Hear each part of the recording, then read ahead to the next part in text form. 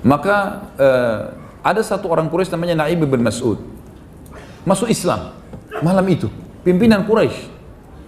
Entah bagaimana hikmahnya, dia lihat tanah sudah mulai tertimbun di khandak, di parit, dia turun, lalu dia lempar kertas suratnya, kulit binatangnya ke arah kemahnya muslimin, isinya, saya ingin bertemu dengan Muhammad.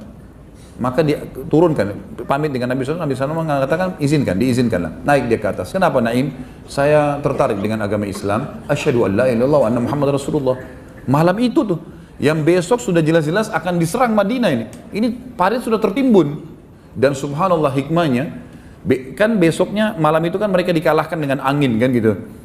Itu besoknya, kalaupun pasukan Quraisy pulang dan muslimin harus menimbun kembali, ini pekerjaan yang lama.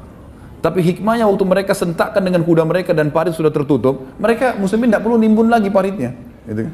Sudah tertimbun dengan sendirinya gitu. Ya. Naim masuk ke sana langsung syahadat. Kata Nabi SAW, apa yang membuat masuk Islam, hai Naim? Ini dia keluar dengan baju perangnya dari Mekah mau nyerang Madinah, dan orang Quraisy akan mendapatkan 40% dari hasil Madinah. Kalau nanti menang Quraisy, karena dia pemimpin, dia akan ambil 40%, sisanya dibagi untuk suku-suku lain. Pokoknya Madinah dipecah-pecah lah. Naim bilang, saya tertarik. Rupanya dia selama di Ahzab, di kemahnya itu sering dengar tilawah Al-Qur'annya sahabat kalau malam. Mereka melihat bagaimana sabarnya, hikmah ilahi, dapat hidayah dia. Baik, dia masuk ke sana syahadat. Lalu dia mengatakan, ya Rasulullah, jangan ragukan keislaman saya. Anda tahu siapa saya? Pimpinan Quraisy ini, kepala-kepala suku teman-teman, aib besar kalau mereka bohong. Walaupun dalam peperangan, mereka tidak mau bohong, gitu kan? Anda sudah tahu siapa saya. Ini bukan kedustaan. Saya masuk Islam benar-benar. Perintahkan kepada saya apa saja, saya siap lakukan. Kata Nabi SAW, hai Naim, kau satu orang, gitu kan. Tapi kalau kau mau, kacaukan mereka. Kata Nabi SAW, kacauin mereka, silakan, buat apa saja. Ya Rasulullah, tapi kalau begitu saya harus berbohong nih.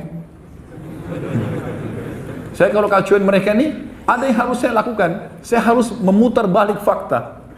Kata Nabi SAW, peperangan, silahkan.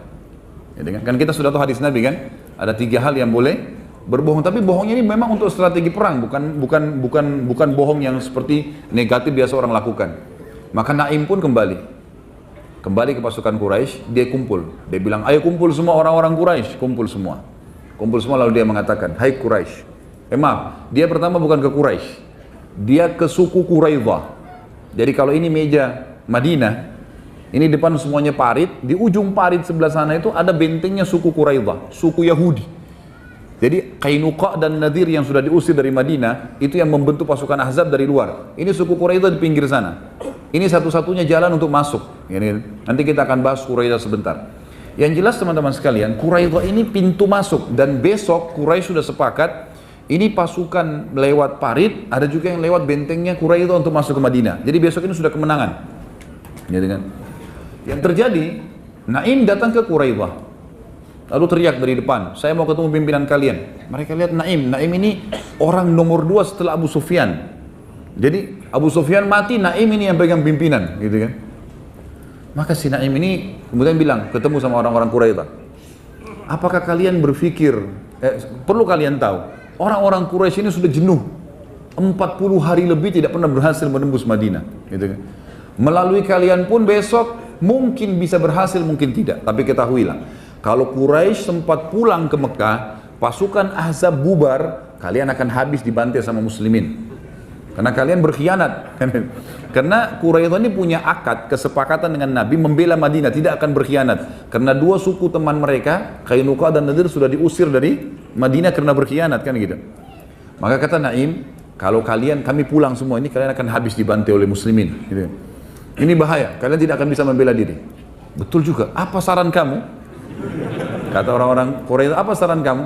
Dia bilang, saran saya, ambil 10 orang Quraisy, minta pimpinan mereka bergabung di pasukan kalian untuk nyerang besok. Supaya kalau Quraisy lari, mereka tidak berani lari karena ada 10 pimpinannya di sini. Kata orang-orang Quraisy, benar juga, baiklah kalau gitu, kita akan lakukan. Naim bilang, baik, saya pamit.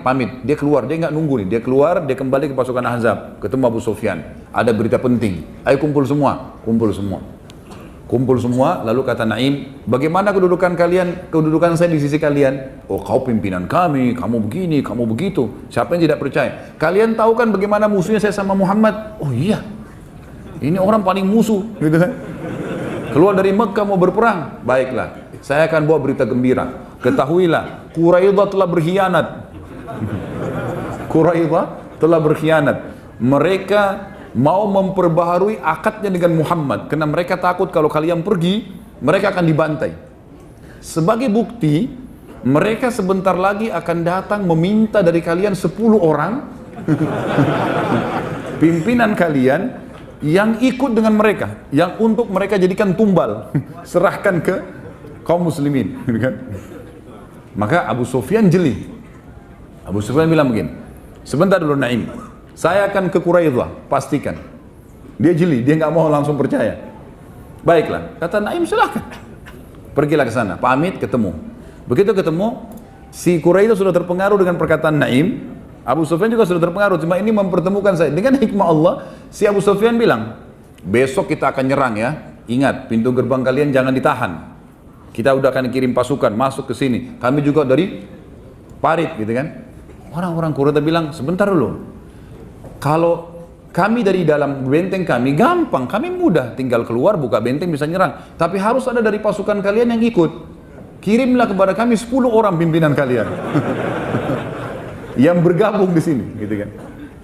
Abu Sufyan bilang, berarti Naim benar nih. Kembali dia, Abu Sufyan kembali. Malam ini bubar, pulang semua, gitu kan. Nggak ada peperangan besok. Quraidah sudah berkhianat, berarti kita cuma lewat parit, gitu kan. Lewat sana nggak bisa, padahal ini memang jembatan langsung masuk ke dalam Madinah kan. Waktu itu pun akhirnya berkumpul dan semua orang sudah bicara, pulang, orang semua berbulan. Ternyata memang orang-orang Quraisy ini sudah sumpah 45 hari menghubungkan. Pada saat Abu Sufyan bilang bubar semua, semuanya bubar, gitu kan. Waktu mereka lagi kemas-kemas, Allah datangkan badai angin yang kencang, sangat dingin, membongkar semua kemah-kemah mereka, hewan-hewan mereka terbongkar, gitu kan. Akhirnya terbongkarlah, mereka pulang semuanya. Waktu mereka pulang, mereka balik semuanya, maka Quraidah pun akhirnya terpengaruh dengan perkataan tadi, kayaknya betul nih. Kita akhirnya sekarang sudah menghadapi muslimin, gitu kan.